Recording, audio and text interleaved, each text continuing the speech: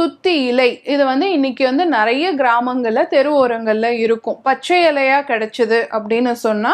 அந்த துத்தி இலை வந்து ஒரு 10 இலைகள் வீதம் எடுத்து நல்லா தண்ணி விட்டு வாஷ் பண்ணிட்டு கூட ஒரு 3-4 சின்ன வெங்காயம் சேர்த்து ஒரு 1/2 ஸ்பூன் அளவு விளக்கெண்ணெய் சேர்த்து கொஞ்சமாக உப்பு கொஞ்சமாக மிளகுத்தூள் சேர்த்து நல்லா வந்து நம்ம அதை வந்து கடைச்சல் மாதிரி நல்லா வணக்கிட்டு நம்ம கீரை கடையிற மாதிரி கடைஞ்சு மத்தியான உணவில் ஒரு ஒரு ஒரு கவளம் சாதத்தில் அதை போட்டு பெரட்டி நீங்கள் சாப்பிட்டுட்டீங்க அப்படின்னு சொன்னால் படிப்படியாக உங்களுடைய அந்த முளையினுடைய வீக்கமும் சரி வலியும் சரி